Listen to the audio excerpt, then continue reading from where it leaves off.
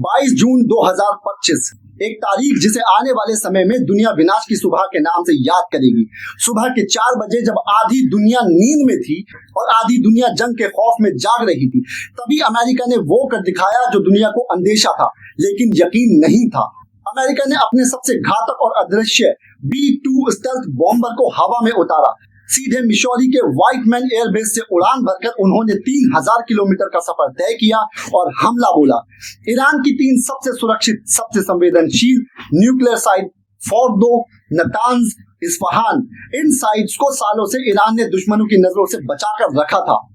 जमीन के सैकड़ों फीट नीचे बने हुए लोहे और कंक्रीट की परतों में लिपटे हुए। लेकिन अमेरिका ने भेजा GBU-57 मैसिव ऑर्डिनेंस पेनेट्रेटर, वो बम जो जमीन की कोख को चीरकर तहस नहस कर देता है। और फिर चली 30 से ज्यादा टॉम हॉक क्रूज मिसाइलें, जिसने सिर्फ इमारतें नहीं, ईरान की आत्मा को भी जला डाला। अखबारों की हेडलाइन चमक रही थी, मिशन अकम्प्लीश्ड, ईरान प्रोग्राम डिस्ट्रॉयड। लेकिन उन हेडलाइंस के नीचे जो नहीं लिखा गया था वो था इंसानियत का गला घोट देना। ट्रंप मुस्कुरा रहा था और नेतन्याहू तालियां बजा रहा था, जैसे उन्होंने कोई युद्ध नहीं बल्कि शांति की जीत हासिल की हो। ट्रंप और नेतन्याहू ने मिलकर दुनिया को उस कगार पर लाकर खड़ा कर दिया है जहां से सिर्फ गिरावट दिखाई देती है। आग, राख और बर्बादी, इन दोनों नेताओं की राजनीति लाशों पर टिकी है। एक अपनी कुर्सी बचाने के लिए और दूसरा अपनी सत्ता के लिए दुनिया को बारूद के ढेर पर बिठा चुका है। और पश्चिम, यूरोपीय यूनियन, ब्रिटेन, कनाडा और सभी देशों ने शर्मनाक चुप्पी ओढ़ ली है। कुछ ने अमेरिका की सफलता पर बधाई दी और कुछ ने बस गंभीर चिंता जताई। जैसे बच्चों के झगड़े में कोई पड़ोसी बोलता है जबकि अपने खुद के घर में आग लगी हुई है।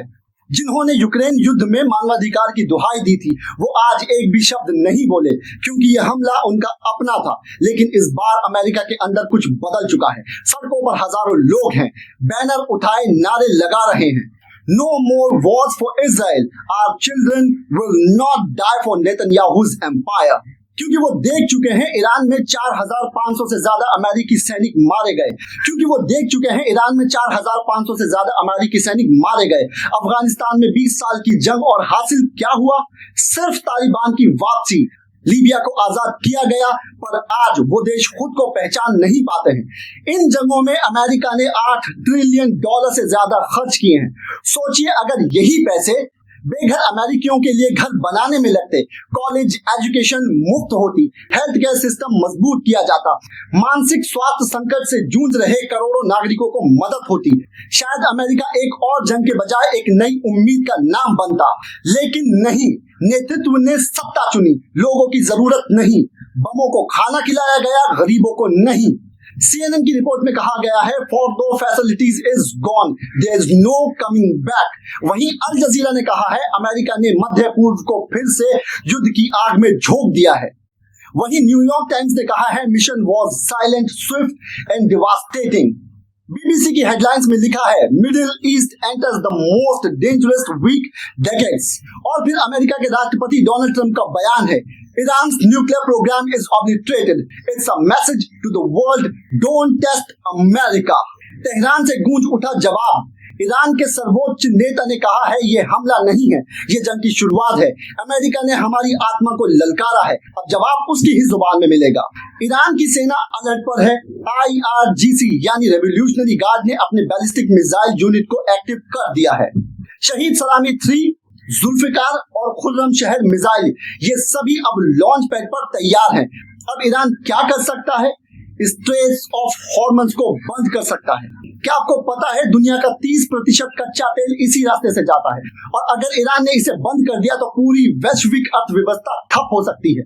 इजराइल पर अटैक करने के लिए डायरेक्ट मिसाइल अटैक हिजबुल्ला और होसी जैसे ग्रुप पहले ही तैयार है। अमेरिकी बेसिस पर जवाबी हमला, इराक, सीरिया, बहरीन, UAE, इन सभी जगहों पर अमेरिकी बेसिस हैं जो ईरान के निशाने पर हैं। ईरान की साइबर यूनिट अमेरिका और इजराइल के वित्तीय सिस्टम, पावर ग्रिड और एयर ट्रैफिक को निशाना बना सकती है।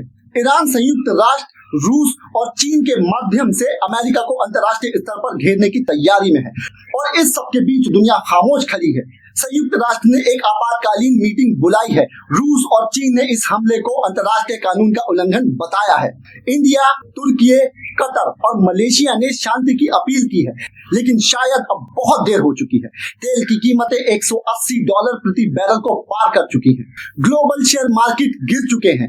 डॉलर और युआन के बीच तनाव बढ़ चुका है और अमेरिका के अंदर ही हजारों लोग सड़कों पर हैं, क्योंकि वो जानते हैं जब जंग शुरू होती है तो जीतने वाला कोई नहीं होता, सिर्फ राख बचती है और कब्रें बचती हैं। अब सवाल ये नहीं है कि हमला कब होगा, सवाल ये है कि कौन पहले जलेगा।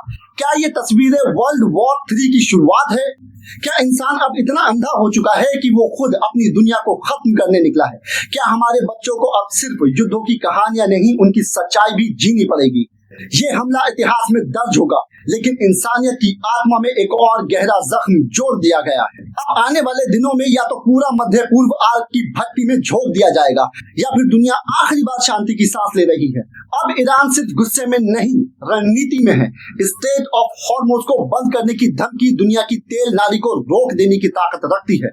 ईरान इजराइल पर सीधे मिसाइल हमले की योजना बना रहा है। हिजबुल्लाह, हौसी और इसकी मिलिशिया पहले से तैयार है। सीरिया, कुवैत सब खतरे में हैं। साइबर अटैक, अमेरिका के banking system, power grid, air traffic, सब कुछ निशाने पर है और अब दुनिया डर के साए में सांस ले रही है। संयुक्त राष्ट्र की मीटिंग हो रही है, पर समाधान कोई नहीं। हर तरफ एक ही सवाल है, क्या ये तस्वीरें विश्व युद्ध की शुरुआत है या क्या ये सिर्फ मानवता के अंत का पहला अध्याय है? इतिहास फिर से लिखा जा रहा है, लेकिन इस बार स्याही नहीं, खून बहाया जा रहा है। जब आने वाली नस्लें पूछेंगी उस दिन क्या हुआ था, तो जवाब होगा नेताओं ने अपने अहंकार की लड़ाई लड़ी और इंसानियत हार गई।